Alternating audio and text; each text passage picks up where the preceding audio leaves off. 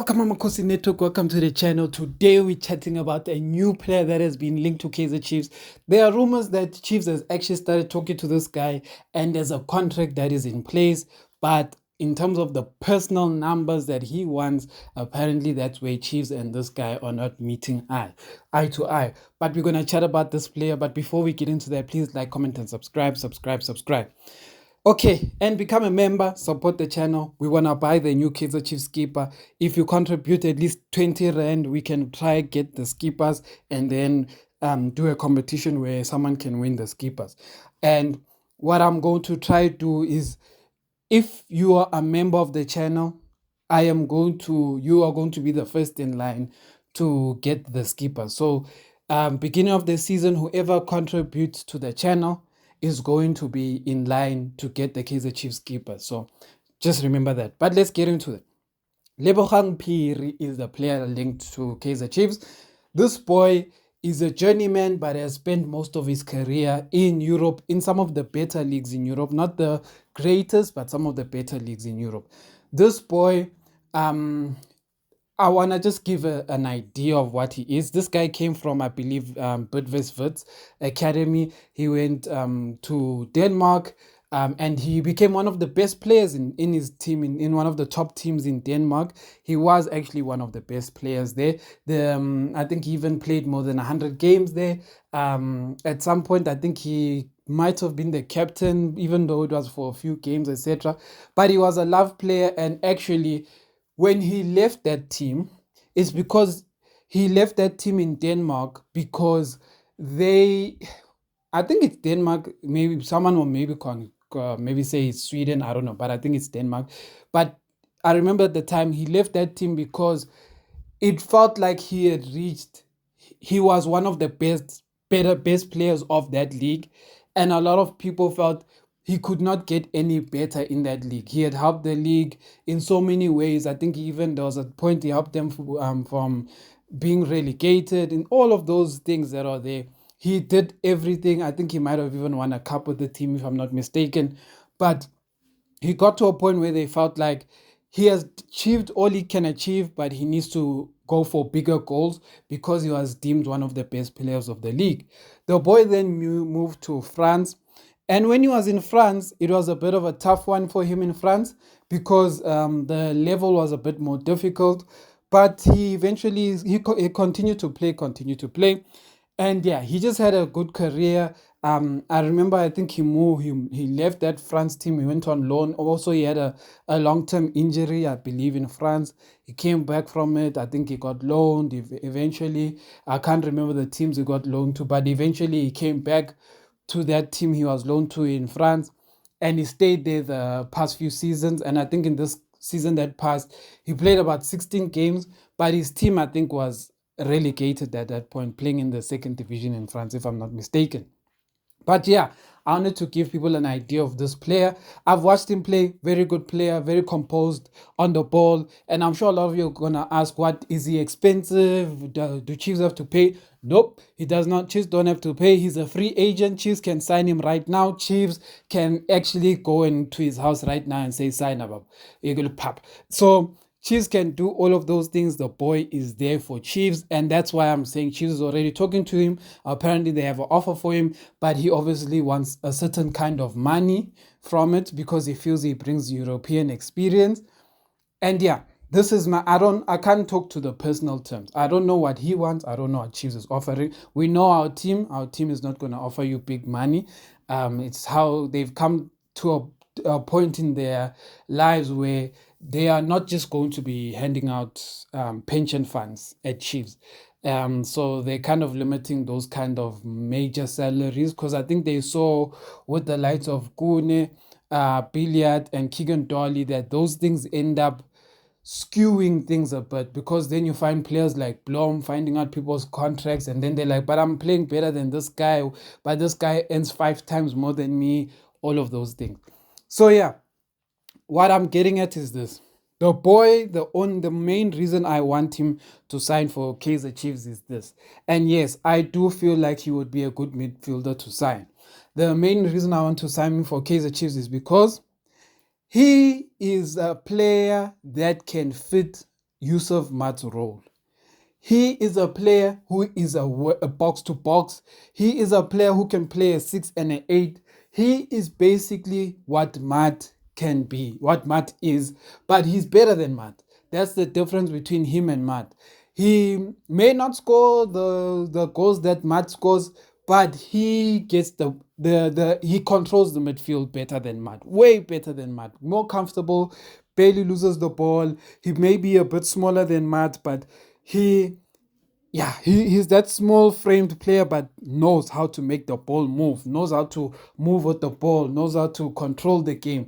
That's the kind of person he is. And that's the main reason I want him to come. I think if you have a midfield like with Thabo Cele, Lebogang Phiri, I think if this Yaya Sithole thing happens, then you find yourself finding Abo Yaya Sithole, then Matt and them won't have much space. There will be bench players, but because Matt is a workaholic, he's actually not a bad bench player to have, because Matt has the discipline to still put in a shift. So, for example, if one of these guys gets injured and Matt can come and fill in for maybe 3 to 5 games, that would be good enough for Matt. But as a squad player, but maybe not good as a first team player. So yeah, that's Lebogang Phiri. But I want to just talk about something that has been on my mind, but I've been keeping quiet about it just because I have just been observing.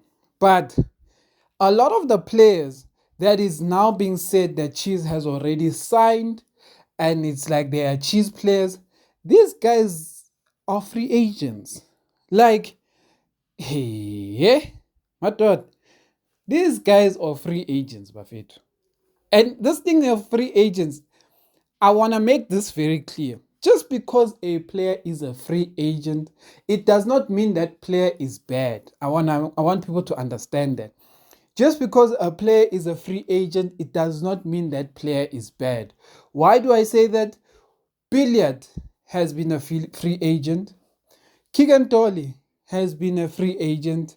Bongani Zungu, he wasn't as bad as people claim to think he is, was a free agent. Sipho Mbule, free agent. So free agent does not mean you're bad. I want to start by saying this before I make my point. So when I talk about free agents, I don't want people to come here and act as if I'm saying free agents are bad, free agents shouldn't be signed, etc.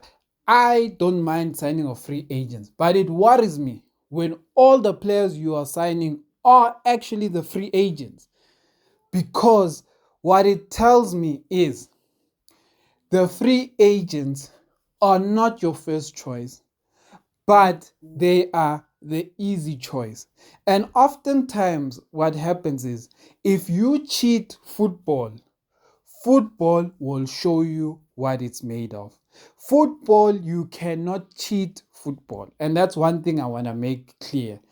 You cannot cheat football. Football will come back and show you who is really the god of football. But yeah, the reason I'm saying this is because I think it's Igodaro who's said to have signed for Chiefs. It's Paseka Marco.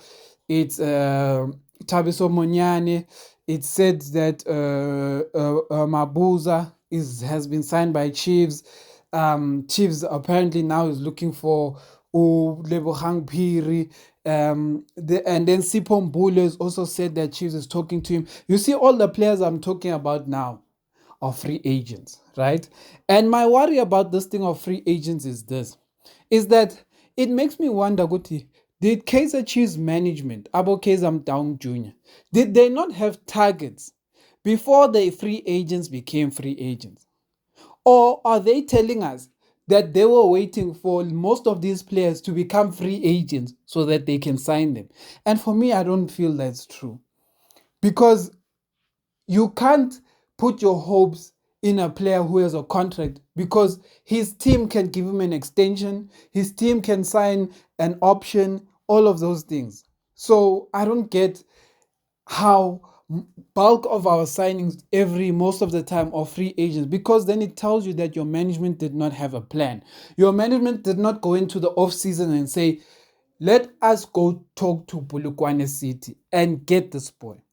police. Let us go to Sikukune and get Magalo. Let us go to wherever and get a proper goalkeeper. Let us go to Azam and get Feitoto. Let us go to this team and get a striker. It feels like our team does not have those discussions, because then all of a second Sunday they hear Guti, hey, Igodaro's a free agent. Then you abandon all of the strikers that you're looking at and you say Igodaro is free. Let's go sign Igodaro. Then it's like, no, Buffett, something is not right here. So if you really believed good Igodaro is the player you want, does that not mean that you would have been ready to go talk to the team that owns Igodaro? Does that not mean you're ready to go talk to Sundowns? If Marco and Monyani were your actual targets, does that not mean that you are ready to talk to Pirates? If and that's what scares me, because two things can be true. Two things is, one, what I'm saying. Chiefs did not plan to sign these free agents, but when they became free, they abandoned all their primary targets and they went for the free agents. Or number two, Chiefs could genuinely be every season just waiting for free agents. Chiefs doesn't mind. Chiefs does not have targets. They just have free agents ambition. And that may be what our DNA of our team is. Our team may actually be a team that does not rush to signings because they're waiting for everyone's contracts to finish in June. So once June hits, Chiefs does shopping. Yeah. Pela, now June is hitting on Monday, we will see Chiefs shopping. Serious, Baba, looking for their free agents who now they confirm.